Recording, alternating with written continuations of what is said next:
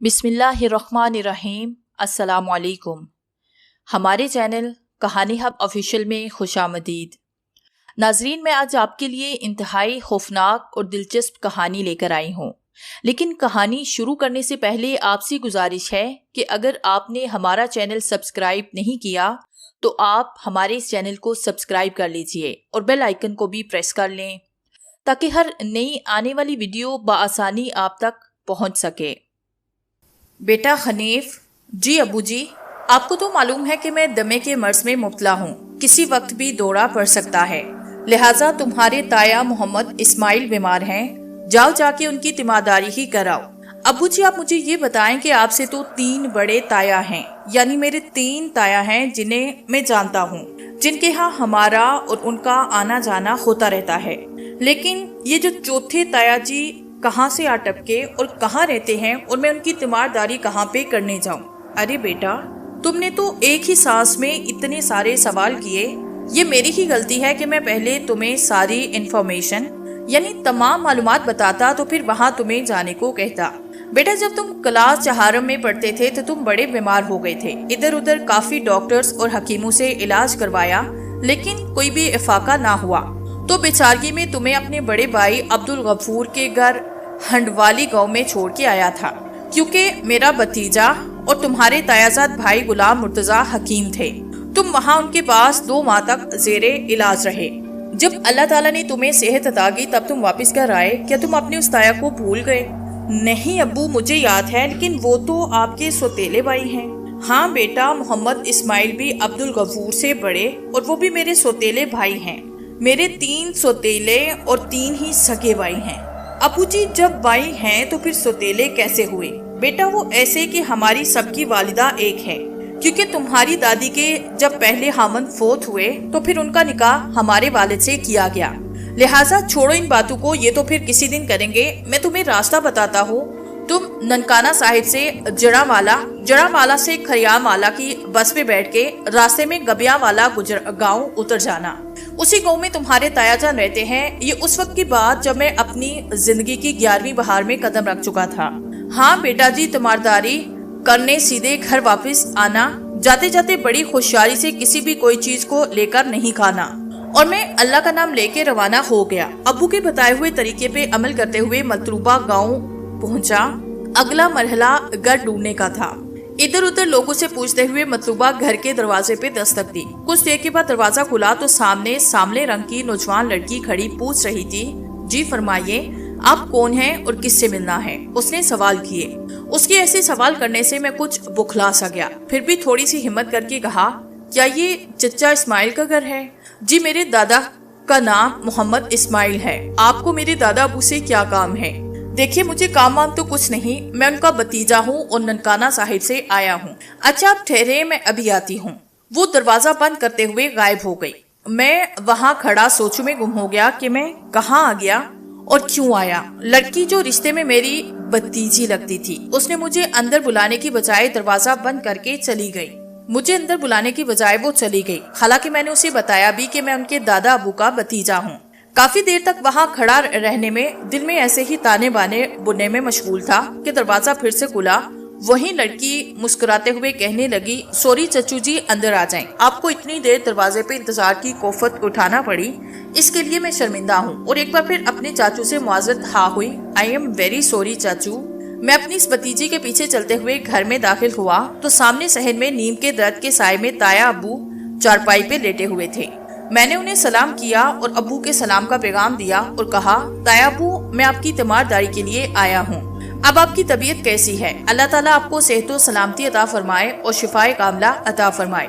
आमीन। ताया अबू ने सलाम का जवाब देते हुए कहा, जीते रहो बेटा, खुदा तुम्हारी उम्र दराज करे, नेक बनाए और हमेशा खुश रखे। बेटा, अल्लाह के फजलो करम से अब तो पहले से बहुत बेहतर हूँ। अल्लाह ताला मजीद बेहतर करेगा।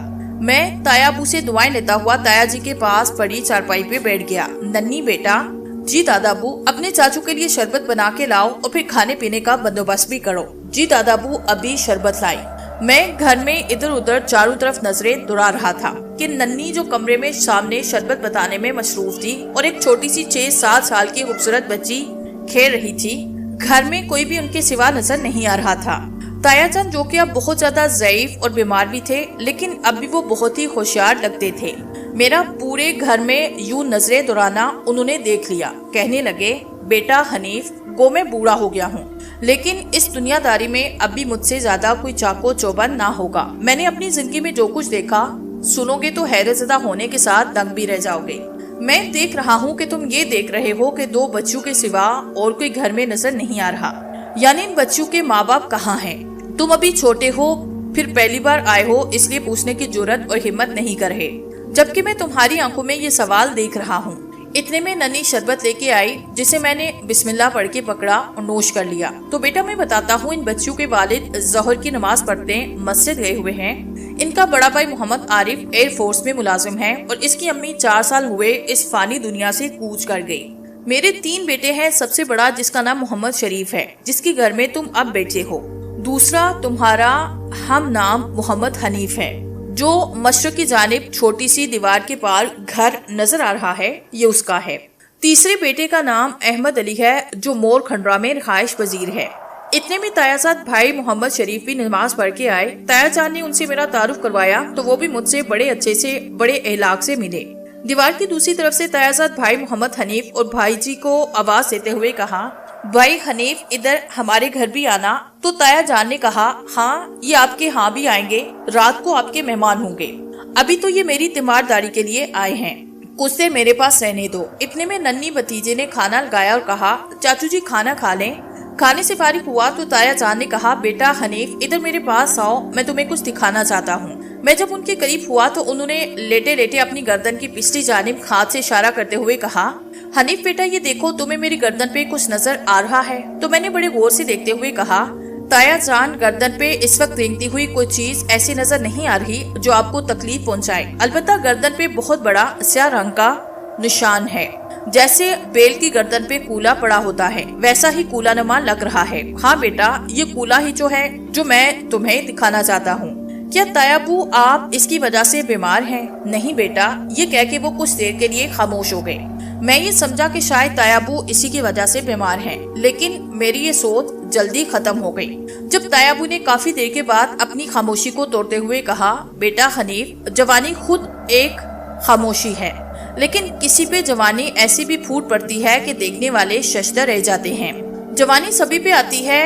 جب جوان عورتیں ہوتی ہیں تو بندہ یہ سمجھتا ہے کہ ان کے سوا کوئی اور نہیں، ساری طاقت، سارے ہنر، ساری چالاکی، ساری مجھی میں ہے، سب کچھ میں ہی ہوں۔ جوانی ہوتی ہی مستانی ہے۔ اگر اس جوانی کو اللہ اور اس کے رسول کے طریقے سے گزارنا شروع کر دیں تو پھر کیا ہی کہنے، دنیا اور آخرت دونوں ہی سنور جاتے ہیں۔ اور اگر شیطانی چکروں میں پڑ جائے تو انسان رنگ برنگی زندگی اسے نظر آتی ہے۔ زیادہ تر جوانی میں لوگ رحمان کو بھول کے شیطان کے چنگل میں پھنس جاتے ہیں۔ شیطان اسے دنیاوی لذتوں کو جاذب نظر بناتا ہے تو انسان اس دلدل میں پھنستا ہی چلا جاتا ہے۔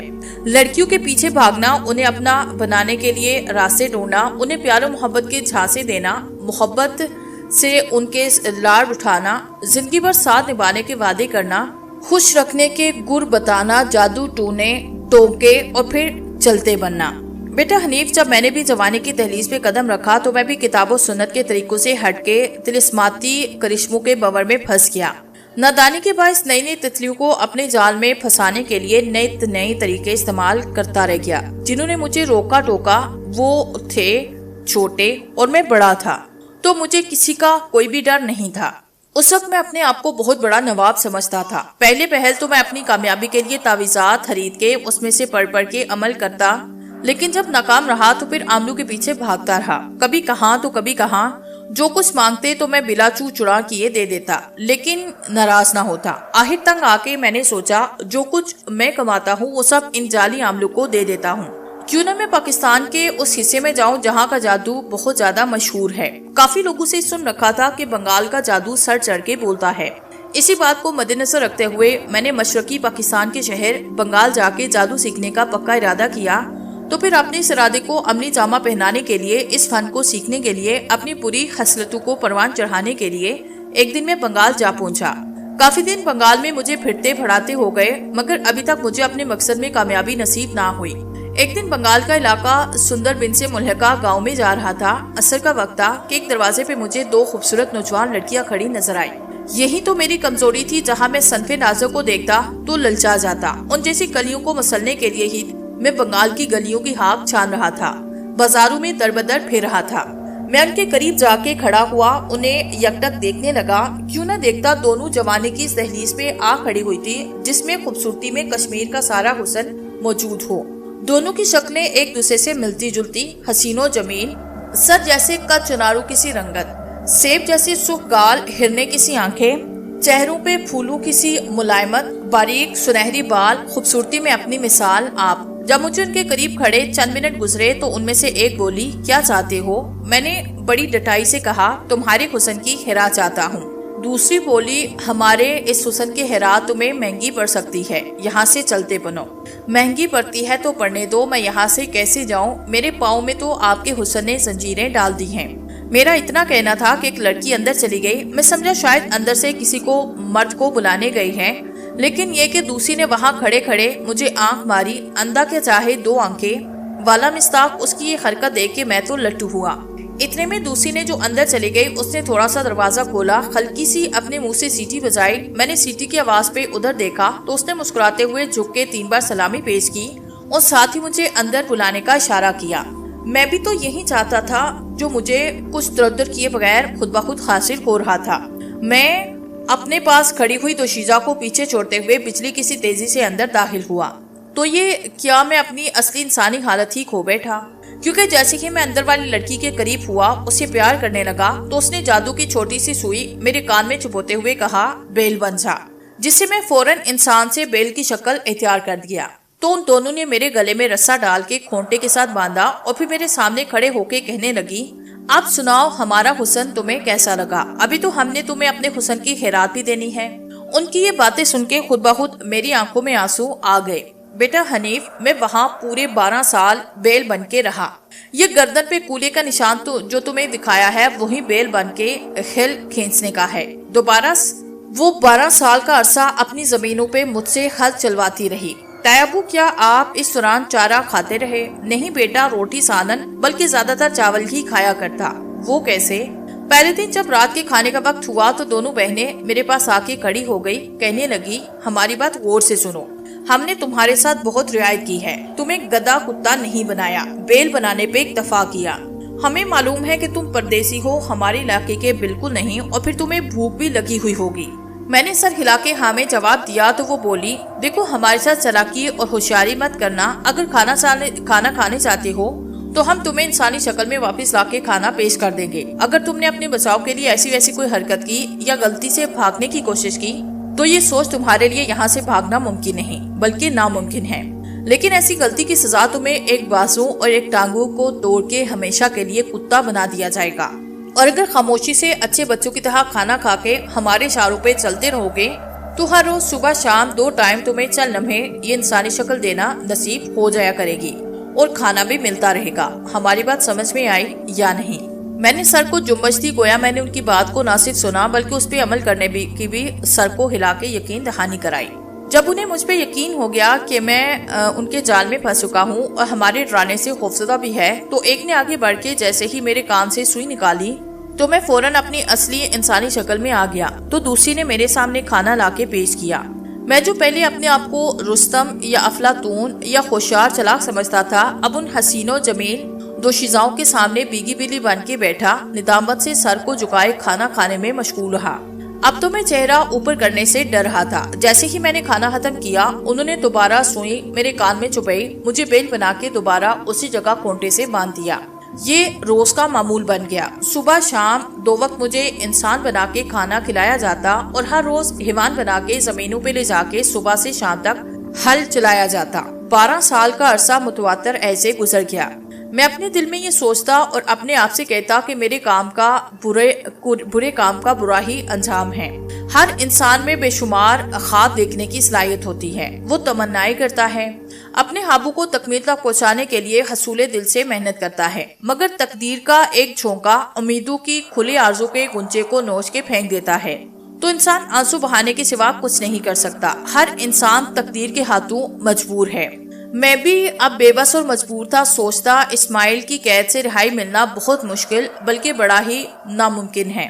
میں نے اپنی زندگی میں کئی روپ دیکھے، نرم و نازک چہروں کے گرد منڈلاتے رہنا پروانوں سے سیکھا، آندھیوں نے تیز چلنا، بارشوں نے آنسو بہانا سکھایا، کلیوں نے مسکرانا، اور جہاں بہار نے مجھے جینے کا درس دیا وہاں خزاں نے جڑنے کا منظر بھی دکھا دیا۔ ادھر ندی کی خاموشی سے بہتے پانی نے مجھے زندگی صبر سے بسر کرنے کا سلیقہ سکھایا، تو سمندر کے بپھرے طوفانوں نے مصائب کا مقابلہ کرنا بھی بتا دیا۔ اگلی کلی نے پھول بن کے کھلنے کی شہادت دی، تو پاؤں تلے کچلی پتلیوں نے آنے والی موت کا احساس بھی دلا دیا۔ دھیرے دھیرے چلتی ہوا نے جہاں دو وقت صبح شام ٹھنڈک اور سکون کا احساس دلایا، وہاں چلتی آندھی اور بجلی کی گھن گرج نے آشیاں کے جلنے کی بھی پیشن گوئی بھی کر دی۔ امید کی کرن نظروں سے دور ہو گئی۔ کہتے ہیں کہ وقت سب زخموں کا مرہم ہے۔ ہر روز صبح شام چند لمحے انسانی روپ میں اپنے آپ کو دیکھتا، لیکن اس عذاب سے چھٹکارا پانا اب میرے بس میں نہیں رہا۔ میں خدا کے آگے بھی التجا کرنے یعنی دعا کرنے سے ڈرتا کہ کس منہ سے اپنے رب سے عرض کروں کہ مجھے اس مصیبت سے نجات عطا کر۔ میں نے اب تک کوئی نیک کام کیا نہیں، برائیوں اور گناہوں کے دلدل میں دھنسا ہوا تھا۔ اب تو ان آنکھوں میں آنسو بھی نہیں آتے تھے۔ آنسو ایسے ہی حاصل نہیں ہوتے، انہیں حاصل کرنے کے لیے دل پہ بہت گہری چوٹ کھانی پڑتی ہے۔ ایک ایسی زبردست چوٹ سے غبار آنسو کی صورت میں نکلتا ہے جو دنیا کے تمام خزانوں سے قیمتی ہوتا ہے، اور کوئی موتی ان کی خوبصورتی کا مقابلہ نہیں کر سکتا۔ میرے دل پہ بھی ایک بہت بڑی چوٹ لگ چکی تھی، لیکن آنسو بھی مجھ سے ایسے روٹ گئے کہ آنکھوں میں آنے کا نام نہیں لیتے تھے۔ بیٹا حنیف 12 سال گزرنے کے بعد شاید میرے صبر نے رنگ دکھایا، نہ جانے ان لڑکی کو مجھ پہ کیسے رحم آیا۔ ویسے تو حسن عورت کا جادو ہے، تو سیرت اس کی خوبصورتی، حیا عورت کا زیور ہے، تو محبت اس کا ضمیر، فرش کی تکمیل اس کی منزل ہے، انکساری عورت کی شان ہے، تو رحم عورت کی فطرت ہے۔ شاید اسی فطرت کے پیش نظر ایک صبح کھانا کھلانے کے بعد مجھ سے مخاطب ہو کے کہنے لگی، جاؤ ہمیں تم پہ رحم آیا، یہاں سے فوراً 9-11 ہو جاؤ۔ میں نے ان کی رحم دلی کو ٹھکراتے ہوئے کہا کہ شرم صرف نگاہوں کی نہیں ہوتی بلکہ دل اور زبان کی بھی ہوتی ہے، جو پہلے میں نے اتار دی، تو بدلے میں تم نے بھی اس کا خوب مزہ اٹھایا۔ اچھا تو پھر اب تم ہم سے کیا چاہتے ہو؟ تمہیں تو خوش ہونا چاہیے کہ ہمارے چنگل سے آزاد ہو رہے ہو۔ مجھے اس خوشی سے کوئی سروکار نہیں۔ جس مقصد کی خاطر میں یہاں بنگال آیا تھا اسے پائے بغیر میں اب کیسے چلا جاؤں؟ کون سا مقصد لے کے تم یہاں آئے تھے اور وہ تمہیں بنگال میں کہاں سے ملے گا؟ ہمیں بتاؤ، شاید ہم اس سلسلے میں تمہاری کوئی مدد کر سکیں۔ مدد تو تمہیں کرنا ہوگی، اور میرا مقصد بنگال میں مجھے ڈھونڈنا نہیں پڑے گا بلکہ آپ دونوں سے ہی حاصل ہوگا۔ میری بات سن کے ان دونوں نے آپس میں ایک دوسرے کو دیکھا اور کہنے لگی، تمہاری بات کا کیا مطلب ہم سمجھے نہیں؟ میری بات کا مطلب یہ ہے کہ میں بنگال میں جادو سیکھنے کے لیے آیا تھا کہ تمہارے جنگل میں پھنس گیا۔ میری تم دونوں بہنوں سے صرف اتنی گزارش ہے کہ تم چاہے جتنے سال اور مجھے بیل بنا کے مجھ سے ہل چلانے کا کام لیتی رہو، مگر مجھ پہ یہ مہربانی کر دو کہ جس جادو کے ذریعے مجھے صبح شام انسانی شکل میں لے آئے اور پھر بیل بناتی رہی، وہ جادو مجھے بھی سکھاؤ۔ اور یہی میرا بنگال میں آنے کا مشن تھا۔ اور وہ جو تم نے ہمارے ساتھ پہلی ملاقات میں گلی میں کھڑے ہو کے ہمارے حسن کے دیوانے ہو گئے تھے، وہ اب کہاں ہیں؟ وہ سب ہوا ہو گئے۔ تم دونوں نے میرے غبارے سے ہوا نکال کے خالی کر دیا۔ ہم چاہتی ہیں کہ تم اب یہاں سے چلے جاؤ۔ نہیں، اب یہاں سے جانے کا سوال ہی پیدا نہیں ہوتا۔ میں ساری زندگی بیل بن کے زندگی گزار لوں گا، لیکن جادو سیکھے بغیر اس گھر سے ایک قدم بھی باہر نہیں رکھوں گا۔ چاہے مجھے تم جس اذیت سے مرضی گزارو، میں سب کچھ سہ لوں گا، مگر یہاں سے اب جانے والا نہیں۔ ہمیں لگتا ہے کہ تمہیں ہم سے جادو سیکھے ہم سے ہی بدلہ لینا چاہتے ہو۔ نہیں، یہ بات تو میرے وہم و گمان پہ بھی نہیں۔ تم لوگ مجھ پہ اعتبار کرو، میں ایسا کرنا تو درکنار سوچ بھی نہیں سکتا۔ چلو یہ بات ہے تو ہم بھی تم سے وعدہ کرتے ہیں کہ آج کے بعد تمہیں بیل نہیں بنایا جائے گا، اور اب تم اس گھر کے ایک فرد کی حیثیت سے رہو گے۔ زندگی کا گلستان ہے، اس میں کھلنے والے پھول خوشیاں اور چبھنے والے کانٹے کم ہیں۔ اس میں گزرنے والا وقت پھولوں کے ساتھ بعض کانٹے بھی اگاتے ہیں، پھول چیخ کر مرجھاتے ہیں، جب خزاں کے بادل چھاتے ہیں تو سب کچھ مٹ جاتا ہے، لیکن بہار ایک نیا سرور بھرا پیغام لاتی ہے۔ زندگی محض ایک تجربہ گاہ ہے۔ میں بھی تو اس تجربہ گاہ میں تجربے کی بھیڑ چڑھ چکا تھا۔ جب مجھے انہوں نے اپنے گھر کا فرد بنایا تو میری خوشی کا کوئی ٹھکانہ نہ رہا۔ میں مسلسل مزید 2 برس ان کے گھر میں رہا۔ ان 2 سالوں میں انہوں نے مجھے وہ پیار دیا کہ میں پچھلے 12 سال کی بیل بن کے کئی مشقت کو بھول گیا۔ انہوں نے مجھے جادو سکھا کے بھرپور کیا اور مجھے واپس مغربی پاکستان آنے کی اجازت دے دی۔ میں واپس اپنے گاؤں آیا۔ میرے سر پہ وہی آج کی مشوقی والا بھوت سوار تھا جس کے لیے مسلسل میں 14-15 سال گھر سے بے گھر ہوا، تکلیفیں مصیبتیں برداشت کی۔ اب میں اس میں ماہر ہو چکا تھا اور جادو سیکھ چکا تھا۔ جادوگر معاشرے میں ہر طرح کی گندگی اور فساد پھیلاتا ہے، اس سے لطف اندوز ہوتا ہے۔ وہ کسی بھی مخلوق کی ایذا رسانی یا انتہائی گھٹیا کارستانی کا ارتکاب کرنے میں تردد نہیں کرتا۔ ایسے کھیتی باڑی اور چوپایوں کو ہلاک و برباد کر دینا، آگ لگانا، تجارتی سامانوں کو تلف کرنا، میاں بیوی کے درمیان تفریق ڈالنا، انہیں بانجھ بنانا، جنسی طاقت کو کمزور کرنے یا سرے سے ختم کرنے کے لیے اوچھے ہتھ کنڈے استعمال کرنا، حاملہ عورت کا حمل ضائع کرنا، لوگوں کو جنون اور حیرانگی میں مبتلا کرنا، پیار و محبت یا بغض و نفرت کے لیے خاص پاؤڈر تیار کرنا اور شادی سے پہلے منگنی یا عقد کو ختم کرنا جادوگر کے پسندیدہ اعمال میں شامل ہے۔ حنیف بیٹا، یہ تمام گندی عادتیں مجھ میں پائی جاتی تھی۔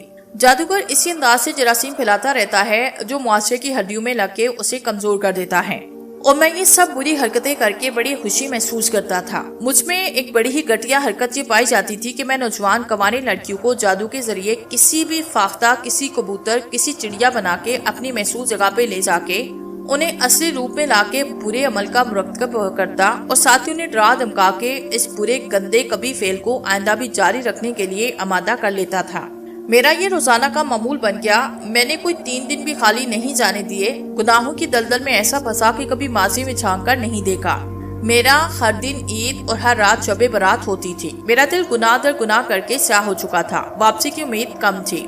بندہ تو درکنار، میں تو حیوانوں سے بھی بدتر ہو چکا تھا۔ بیل بن کے 12 سال مشقت کا بدلہ، نئی نئی مسلتی ہوئی کلیوں کو خوشی محسوس کرتا۔ پھر ایک دن ایسا آیا جس نے مجھے ایک دم بدلا، یعنی میری کایا پلٹ کے رکھ دی۔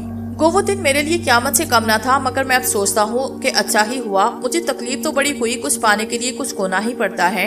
اس تکلیف نے مجھے سیدھے راستے پہ ڈالا، برائی کو چھوڑ کے صراط مستقیم پہ چلایا، شیطان سے ہٹا کے رحمان کی طرف راغب کر دیا۔ وہ یوں کہ گاؤں کے نمبردار کی بیٹی جو بڑی ہی خوبصورت تھی، میں کافی عرصہ سے اس کی طاق میں تھا، ایک دن سرے بازار ملی۔ میں نے فوراً آگے بڑھ کے جادو کی سوئی اس کے بازو میں چھپوتے ہوئے کہا، مینا بن جا۔ تو وہ اسی وقت مینا بن گئی۔ میں اسے پکڑ کے اپنے محسوس اڈے پہ لے گیا، اسے خوب ڈرایا دھمکایا، پھر سوئی نکالتے ہوئے اسے انسانی حالت میں لا کے عزت لوٹنے کی کوشش کی، لیکن اس نے بھرپور مزاحمت کی اور میری ایک نہ چلنے دی۔ جب میں اپنے ارادے میں ناکام ہوا تو سوئی چبوتے ہوئے دوبارہ سے بکری بنایا اور اسے لیے گھر آ کے باندھ دیا۔ ادھر اس کے گھر والے بڑے پریشان اسے تلاش کرتے رہے، مگر اسے نہ ملنا تھا اور وہ نہ ملی۔ میں اگلی صبح اسے پھر اپنی محسوس جگہ پہ لے گیا اور اس سے کہا، اگر میری بات مان لیتی تو یہ ذلت تمہیں نہ اٹھانی پڑتی۔ خود بھی بکری کی صورت میں پڑی ہو اور پھر تمہارے گھر والے بھی تمہارے لیے پریشان ہیں اور تمہیں ڈھونڈ ڈھونڈ کے خلکان ہو چکے ہیں۔ اب بھی اگر میری بات نہیں مانو گی تو ایسے یہاں چھوڑ کے چلا جاؤں گا۔ اس نے یہ سنتے ہی میرے پاؤں پہ سر رکھا۔ میں نے جادو کی سوئی نکالی تو وہ فوراً انسانی شکل میں واپس آئی۔ میں نے اپنی گندی کبھی خواہش کو پورا کیا، اسے وارننگ دی کہ اپنے گھر والوں کو اس بارے میں مت بتانا ورنہ تمہاری خیر نہ ہوگی، اور ساتھ ہی اسے گھر جانے کی اجازت دے دی۔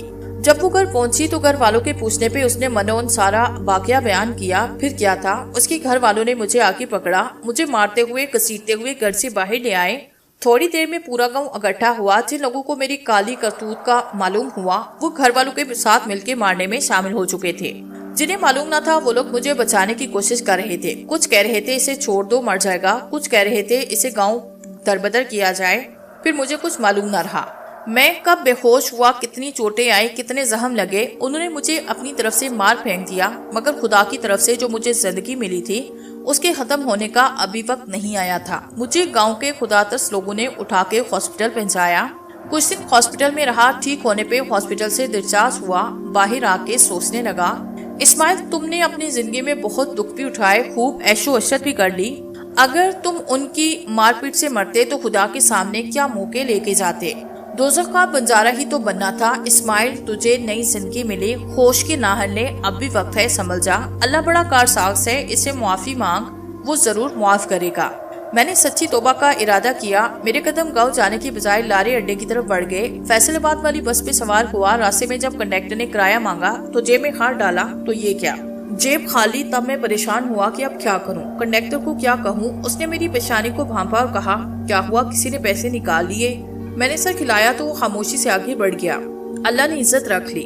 فیصل آباد پہنچ کے میں سیدھا مدرسہ دارالعلوم جامعہ نظامیہ چلا گیا۔ وہاں محترم اعلیٰ سے ملا، ان سے داخلے کی استدعا کی۔ انہوں نے مجھے داخلہ دیا۔ میں نے سابقہ حالات کو مد نظر رکھتے ہوئے اللہ سے سچی معافی مانگی، سچی توبہ کی، دن رات محنت کی۔ ایک دن بڑا عالم بنا۔ جس قوم میں آج تم آئے ہو، یہاں گاؤں والوں کو مسجد کے لیے پیشی امام کی ضرورت تھی۔ تو یہ گاؤں والوں نے مجھے پیش امام بنا دیا اور میں نے امامت شروع کر دی۔ یہاں آ کے شادی ہوئی۔ میں تہجد پڑھ کے اللہ سے اپنے سابقہ گناہوں کی معافی مانگتا رہا۔ بیٹا حنیف، یہ تھی میری کہانی۔ تم بھی میرے لیے دعا کرنا، اللہ مجھے معاف کرے۔ اپنے ابو یعنی میرے بھائی کو بھی کہنا کہ میرے لیے دعا کریں۔